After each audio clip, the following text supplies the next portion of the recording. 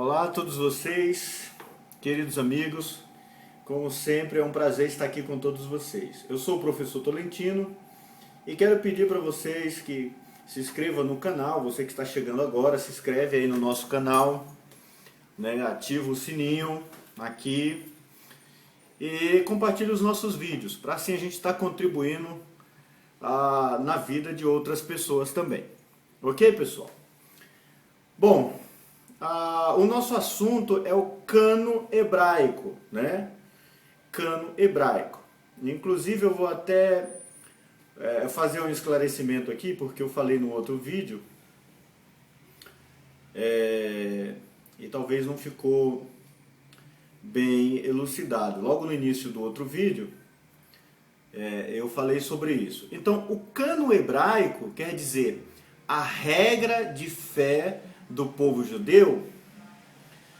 Não é, vamos dizer dessa forma, não é a Bíblia cristã, ou seja, a canonização da Bíblia cristã, para ficar melhor compreendido. Ok, pessoal? Bom, então vamos lá.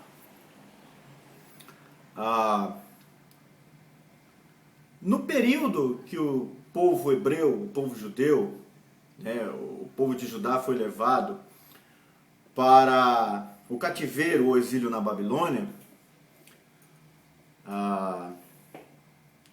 eles tiveram plena liberdade de culto lá na Babilônia. Tanto o rei Nabucodonosor quanto o rei Ciro, né, que o rei Ciro, que é persa, invadiu a Babilônia, e no seu controle também, ambos os reis, eles não proibiram a literatura judaica, não proibiram a fé no Deus de Israel, eles não fizeram quaisquer que seja proibição. Pelo contrário, né? Tanto o rei Nabucodonosor quanto o Ciro permitia que o povo judeu interagisse, trocasse figurinhas, vamos dizer assim, com os outros mestres de suas religiões. No caso do rei Ciro, a religião dele era a religião persa, porque eles eram um povo persa. E o que os persas tinham como religião naquela época? Eles tinham o zoroatrismo, do Zaratrusta ou do Zoroastro, né? E é lá nesse período que nós vamos perceber que o povo judeu vai adquirir determinadas crenças, determinados costumes e determinadas visões para assim até que um pouco diferente da fé do povo hebreu, né? Da fé da nação hebraica. Se você pegar e formos analisarmos a passagem do povo hebreu pelo deserto, qual era o entendimento desse povo acerca de quem fazia o mal, né? O entendimento deles de quem fazia o mal era Deus. Eles compreendiam que o mal e o bem vinham de Deus de acordo com as suas nações. Ok? Então, se nós olharmos até antes do cativeiro, antes do povo ser levado para o exílio, a compreensão deles era essa. Se você for analisar o Deuteronômio 28, você vai ver claramente que o mal e o bem depende de Deus. E isso faz parte da Torá. O Deuteronômio 28 é a Torá, é lei, vamos dizer assim. Não concordo muito com esse lei, mas para você compreender melhor, é lei, né? Lei judaica. Então somente lá no cativeiro da Babilônia é que eles voltam com alguns contos, algumas ideias. É lá no cativeiro da Babilônia que é escrito o livro de Jó. É naquele contexto atemporal que é escrito o livro de Jó, né? E lá no cativeiro da Babilônia que, de certa forma, a nação judaica vai começar a ver um dualismo, né? Ver um dualismo. Apesar que o judeu mesmo, o judeu mais tradicional, ele não acredita, né, nesse dualismo por conta de um simples raciocínio. Não há quem possa se opor contra Deus, ou não há quem possa bater de frente com Deus. E eu acho que eles estão corretos nesse entendimento, porque não há quem possa bater de frente com o seu Criador. Mas os judeus, eles entendem que esse ser espiritual que, de certa forma, causa alguns transtornos aos filhos de Deus, é alguém ordenado por Deus, pelo próprio Criador. Tá? Essa é a teologia de alguns judeus, não essa ramificação que nós estamos vendo aí de judeu messiânico. Os judeus messiânicos, os caras entram para o judaísmo e continuam crendo como cristão, como a teologia cristã. Ok? Também não quero ofender o meu amigo judeu, nem messiânico, nem o mais tradicional, e nem também quero ofender o meu amigo cristão. Nós estamos aqui para dividir, para aprendermos juntos e para elucidar, né, esclarecer e aprendermos mais. Tá bom? Então, pessoal, somente a partir do cativeiro da Babilônia que os judeus retornam com os tipos diferentes de teologia e de costumes, né? Então veja que é a partir do retorno deles do cativeiro da Babilônia que os sábios judeus, né, eles têm a ideia de montar uma regra, tá?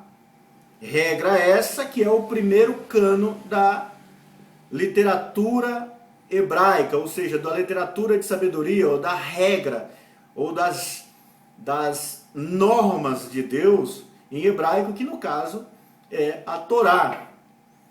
Então Esdra, ele tem grandiosa parte nisso, né? Porque o Esdra é um dos grandes contribuintes para fazer a canonização, vamos dizer assim, ou fazer o cano, ou fazer a regra de fé da Torá. Mas somente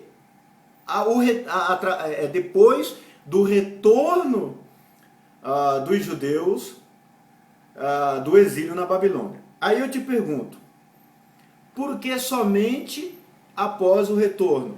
Porque com certeza, ao trocar figurinha com os demais mestres, porque eles trocaram figurinhas lá com os demais mestres de outras religiões, eles interagiam. Então não tem como se interagir todo dia com alguém e não pegar os costumes dessa pessoa. Não tem como você andar com uma pessoa e você não pegar costumes, a forma de falar de outras pessoas. Então, se você anda com uma pessoa que fala gíria, vou abrir até uma aspa aqui para falar isso, se você anda com uma pessoa que fala gíria, provavelmente você também vai falar gíria. Porque a ciência já diz que nós somos resultado das 5 pessoas que estão à nossa volta. Se você anda só com 5 pessoas ruins durante a sua vida, você vai acabar se tornando ruim, você vai ser o 6º. Ok, pessoal? Então, muitos costumes, crenças em fantasmas, por exemplo, esse mito de fantasma, eles nasceram dentro da nação hebraica a partir do cativeiro na Babilônia. Porque esses mitos de fantasma, e de seres, e de deuses, já existiu dentro da Babilônia. O povo de Israel não tinha costume a isso. Disso. É por isso que no deserto eles mataram meio mundo de pessoas, porque eles não tinham esse entendimento. Tinha um exército do povo hebreu junto com Moisés, e eles não tinham esse entendimento de que mataram a indução do diabo. Não tem isso. O povo hebreu não tinha esse entendimento, porque se nós formos pensar assim, pessoal, que matar outro rei, outra nação que de acordo com a sua crença é má, é ruim, não agrada ao seu Deus, é um ser espiritual, se matar esse outro rei é um ser espiritual que ocasiona isso, então Davi era o primeiro a ser endemoniado, né? O próprio Moisés é o primeiro a ser endemoniado. Então não tem esse entendimento no meio do povo hebreu até o exílio da Babilônia. É lá no exílio da Babilônia que vai nascer esse entendimento. Através de qual religião? Isso é adquirido de qual religião? Do zoroatrismo persa. Tá? Uma outra questão importante também, pessoal, quais leis regia a Babilônia quando o povo de Israel foi levado para a Babilônia? As leis que regiam a Babilônia eram o Código de Hammurabi, que era um código baseado na lei de Tailão. E nós vamos ver dentro da Bíblia, inclusive dentro do Êxodo, do Levítico e do Deuteronômio, né, e por isso alguns historiadores eles defendem que parte da Torá foi escrita no cativeiro da Babilônia, por a gente encontrar leis no Êxodo, no Levítico e no Deuteronômio que são idênticos às leis de Tailão. Então, o que existe dentro das leis de Tailão? Existe aquele código de você, aquela norma de quando você mata alguém injustamente, você ser morto da mesma forma.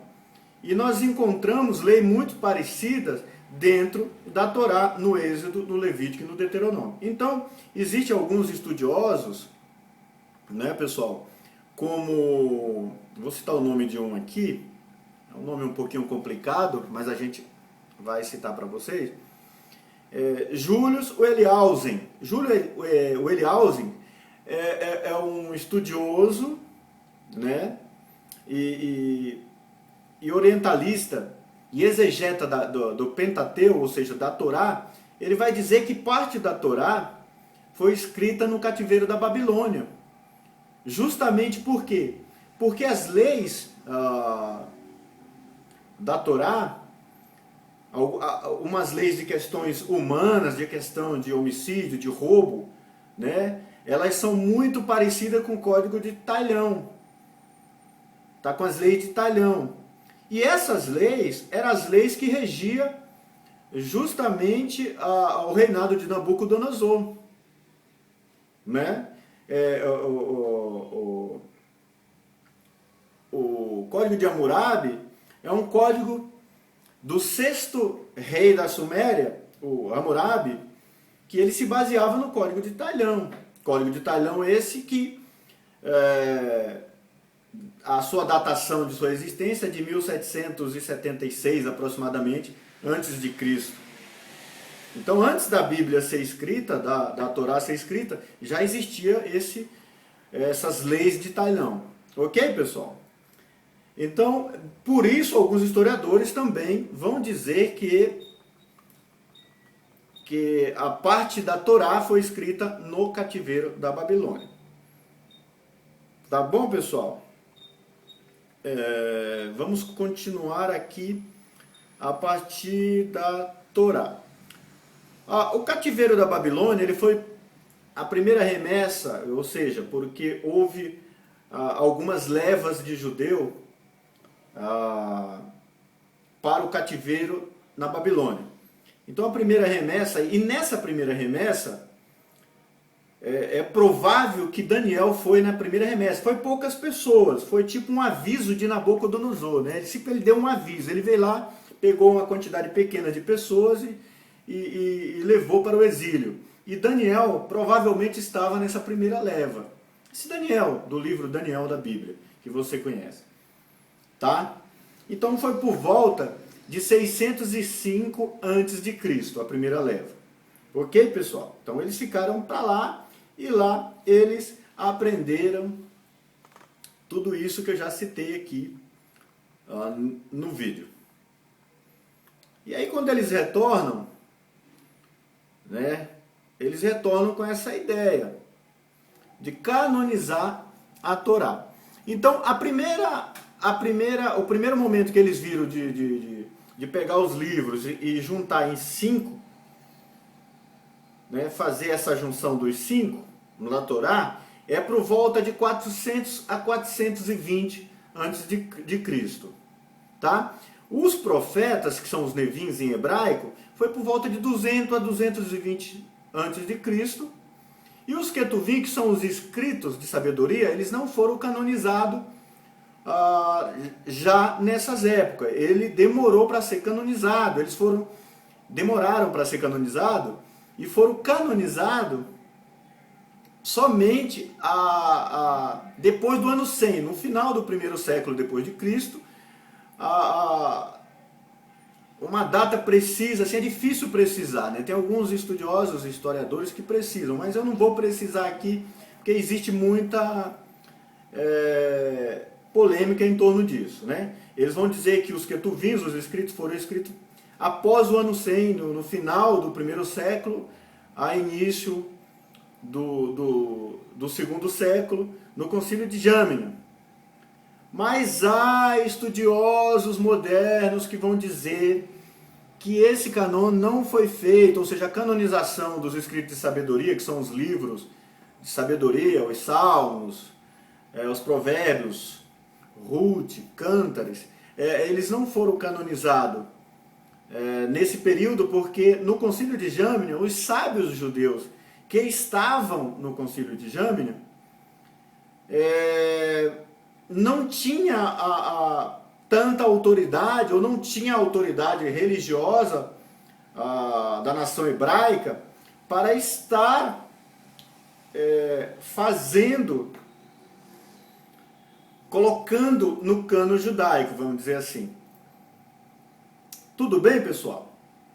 Então, estudiosos modernos eles vão dizer que era impossível porque esses judeus não tinham tanta autoridade, ou seja, os mestres judeus, os rabinos que estavam no Concílio de Jâmina, não tinham autoridade suficiente para fazer este cano, ou para decidir este cano.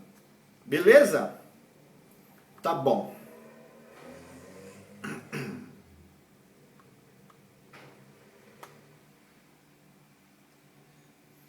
Eu coloquei uma pergunta aqui, pessoal, a seguinte: existe Bíblia hebraica? Aí depende, pessoal. Aí depende. O povo judeu entende que existe a Torá, existe os profetas e existe os livros de sabedoria. É isso que o povo judeu entende. E eles entendem que existe a regra.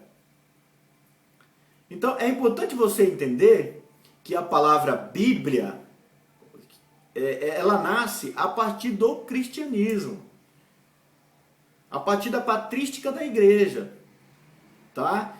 Então, para o judeu não existe esse livro Bíblia. Ele não pensa dessa forma. É importante a gente compreender isso. Por quê? O que significa Bíblia? Bíblia significa livros, vem de biblons, significa biblioteca, ou junção de livros, ou escritos. Tipo assim, para o judeu é diferente. E se você procurar entender isso um pouco melhor, uma reflexão melhor, você vai compreender o ponto de vista do judeu e também vai compreender o ponto de vista do cristão. Por quê? O cristão, ele é totalmente influenciado por cultura helênica. É importante compreender isso. Quem estuda sabe disso. O cristianismo, ele é totalmente influenciado por cultura grega.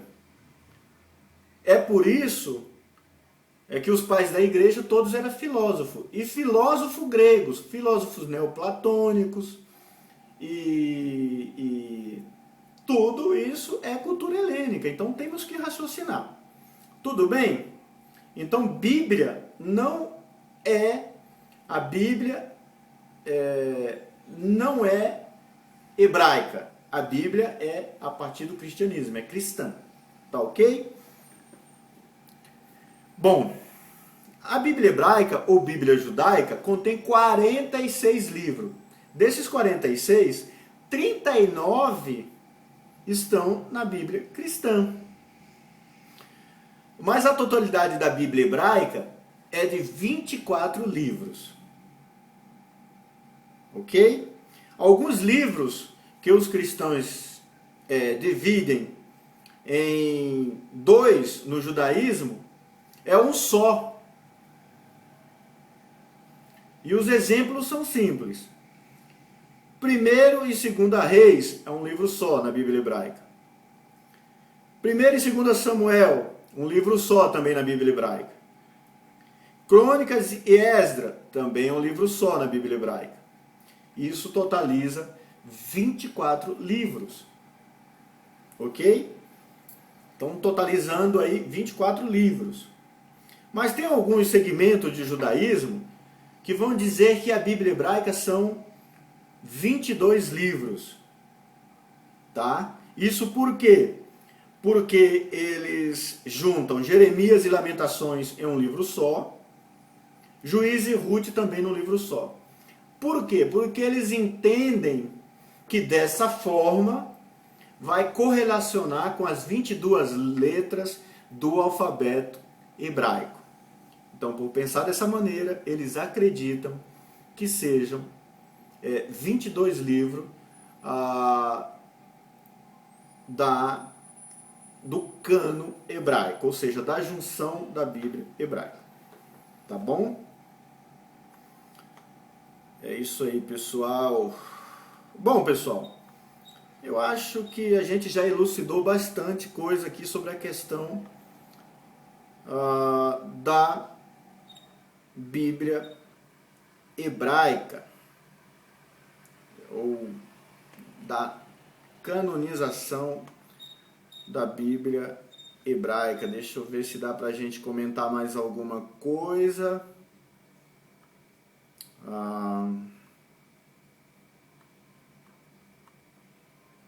Tem mais alguma coisa?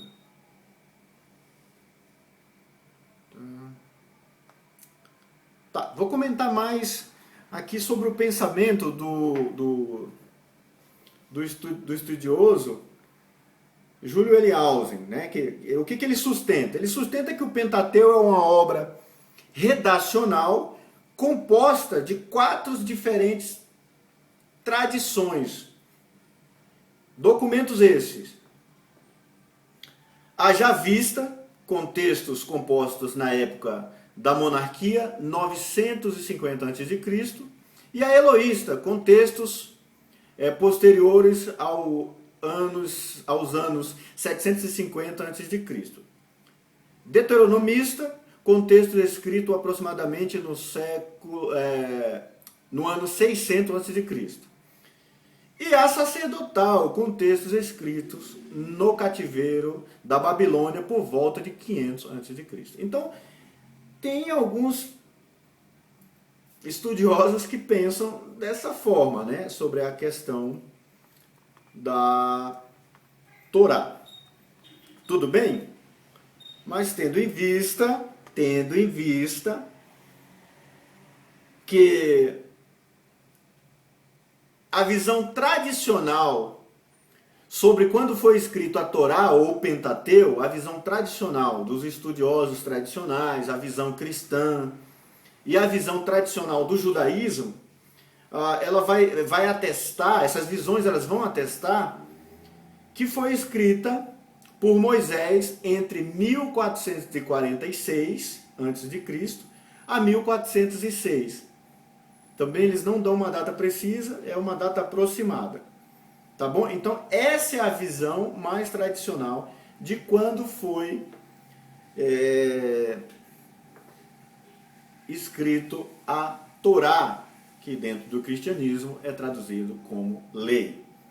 Pessoal, espero que tenha elucidado algumas questões e alguns pensamentos. As abordagens aqui no nosso canal, ela é um pouquinho diferenciada das que vocês estão acostumados a ouvir. Nós não trabalhamos, nós não falaremos por meio de pensamentos denominacionais. Nós buscamos entender, ter um entendimento amplo da história, do idioma, da cultura, da época, para poder estar elucidando. Eu sei que elucidou. Nós abordamos contexto diferenciado mesmo, assim, até para a gente ver outras formas de pensamento acerca da religião, da teologia, e procurarmos entendermos e ver, a gente vê também, né, pessoal, que tem outras coisas fora da caixinha. Nós temos um mundo do conhecimento, da teologia, da religião, da filosofia, da cultura em si, é muito amplo, muito grande. Estamos se descobrindo, né? Muita coisa ainda, muitos estudiosos. Nesse momento tem pessoas estudando artefatos, estudando escritos achados lá do Oriente. Então, por isso, nós pensarmos e analisarmos e pesquisarmos coisas diferentes, que as nossas abordagens aqui, ela é um pouquinho diferenciada, não é defendendo o meu nem o teu, é mostrando as coisas como elas realmente são, a fim de que nós possamos fazer reflexão muito melhores, muito mais honesta, em cima de diversos contextos, mesmo eles sendo diferentes. Ok, pessoal? Compartilhe o nosso vídeo aí. Um forte abraço para você. É um enorme prazer. Um beijo no coração e tchau, tchau.